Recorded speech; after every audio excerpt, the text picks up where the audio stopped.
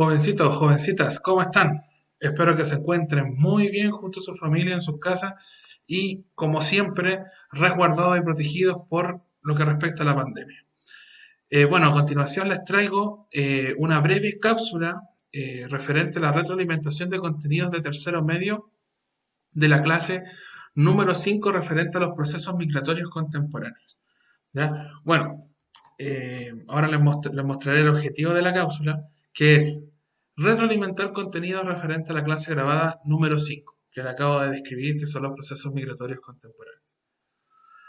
Recordemos que en grandes rasgos, en la interacción pasada, del pasado martes, no hubieron tantas consultas referentes al tema porque la mayoría expuso que el contenido se entendió. Bueno, en sí el contenido no es complicado para nada.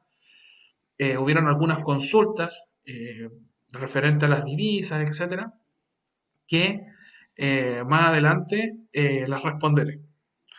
Como no hubieron tantas consultas, simplemente lo que hice fue sintetizar el contenido en grandes rasgos, en lo que consiste la clase grabada número 5.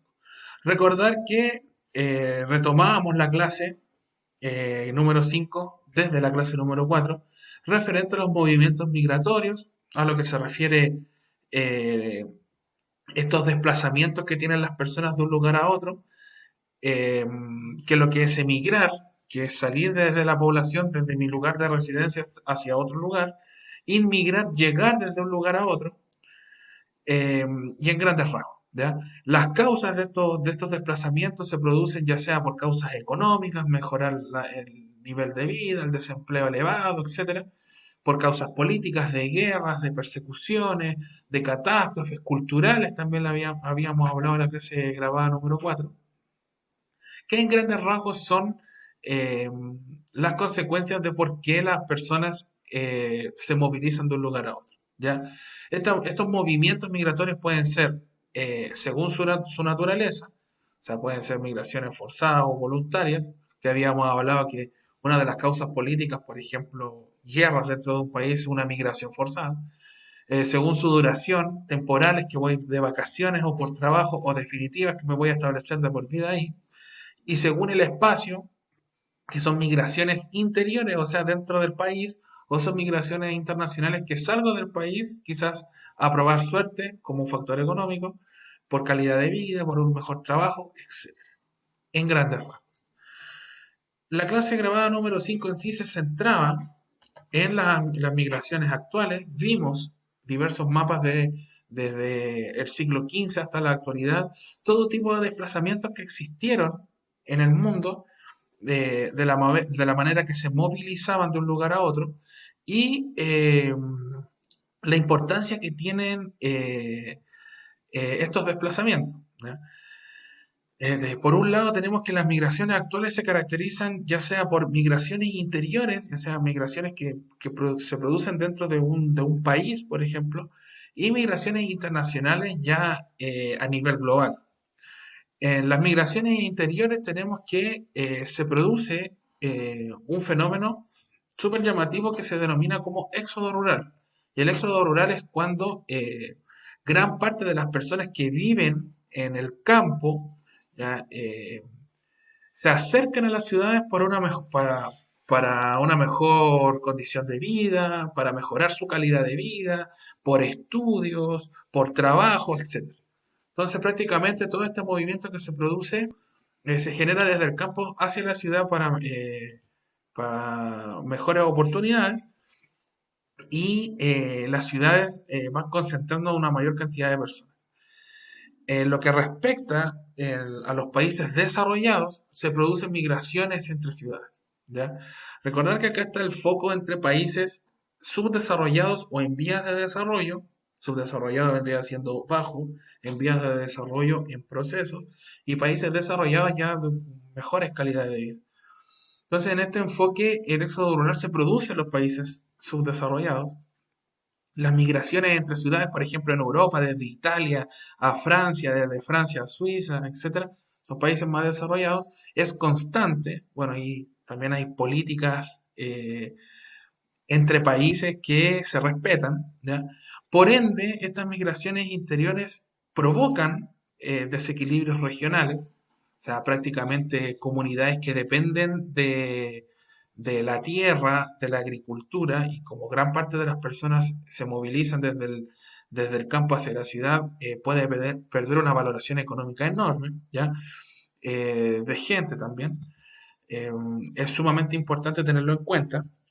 La población se dirige a zonas con mayor actividad económica, por ende la balanza se desequilibra, se posicionan en lugares donde quizás exista una mejor actividad económica y como la gente gran parte de las personas se movilizan desde el campo hacia la ciudad, se produce un envejecimiento en las áreas rurales. O sea, las personas adultas no salen a adultas mayores, por ejemplo, dejémoslas en adultas como algo más central, no salen a buscar una mejor calidad de vida, se quedan en las áreas rurales y son los jóvenes más que nada que salen a estudiar, a buscar trabajo, etcétera. Y estas áreas quedan despobladas y quedan con esos focos demográficos, ¿ya? En grandes rasgos. Por otro lado, tenemos las migraciones internacionales, que las migraciones internacionales, dentro de lo que se enfoca como países menos desarrollados a los más desarrollados, existe una migración de norte-sur constantemente. Por ejemplo, mucha gente de América del Sur emigra, o sea, viaja o se desplaza desde su lugar de origen hacia Estados Unidos, por ejemplo, o Canadá, donde hay una mayor influencia quizás económica o se tiene la idea de una mejor calidad de vida. Entre los países desarrollados existen un traslado de personas cualificadas. Personas cualificadas, esto ocurre entre Estados Unidos y Europa prácticamente. Eh, Cualificadas quiere decir personas que tengan una formación profesional, ¿ya? Ingenieros, profesores, doctores, enfermeros, etcétera. Y entre los países poco desarrollados, eh, de países subdesarrollados a países en vías de desarrollo, se producen distintas leyes de inmigración para frenar quizás el- este campo enorme o esta concentración enorme que algunos países tienen de inmigrantes, ¿ya? Y a veces se desequilibra la balanza y para poder regularizarlo se ocupan estas leyes de inmigración donde existen requisitos de entrada, hay procesos para ingresar al país, entre otras cosas. ¿Ya? Esto es como un panorama, lo estoy haciendo un resumen general de la clase número 5 en grandes rasgos.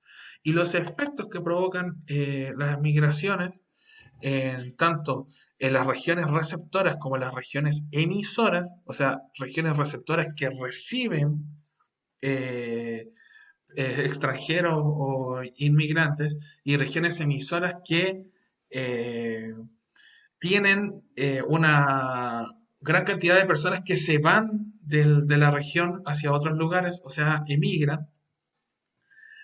Se producen ciertos efectos positivos y negativos, ¿ya? En las regiones o en los países que reciben personas, reciben inmigrantes, el beneficio es que existe un constante rejuvenecimiento de la población, los migrantes contribuyen al crecimiento económico, hay un enriquecimiento cultural, pero se producen como problema la saturación de los servicios sociales, ya no da abasto quizás hospitales, peligro de la marginación en los inmigrantes, o sea, porque no se insertan plenamente en el proceso económico o social, pasan a vivir como lo habíamos visto en la clase, en la clase número 5 en la periferia, periurbano del país, y existe la xenofobia, obviamente, lamentable, de las personas que habitan el lugar, nacidas en el lugar, con las personas que llegan desde afuera. En las regiones que se le van personas o emigran personas, se reduce la presión sobre el empleo, o sea, es más relajado encontrar trabajo. Existe entrada de divisa en el país, que me había preguntado el Diego en la interacción, y se lo expliqué con ejemplos, pero aquí está la definición exacta. La divisa es toda moneda extranjera, es decir, monedas oficiales distintas de la moneda legal en el propio país. ¿Qué quiere decir? Que es Llega alguien al país y su moneda o la plata que tiene entra dentro del crecimiento económico del país, forma parte, ¿ya? Y si lo multiplicamos por 1.000, 2.000, 3.000 personas, es significativo la circulación de ese dinero dentro del país o de esa divisa, ¿ya? Sumamente importante. Entonces es un factor que puede generar un crecimiento económico en el país, ¿ya? Y los problemas que se pueden producir es un desequilibrio en la proporción de sexos, puede haber más hombres que mujeres, etcétera, pero eso puede haber un control demográfico. Alteraciones de la estructura de la aprobación por edades, quizá en algunos lugares quedan personas adultas mayores y en otros lugares no. Se van del país muchas personas jóvenes por una mejora de la calidad de vida y oportunidades, etcétera.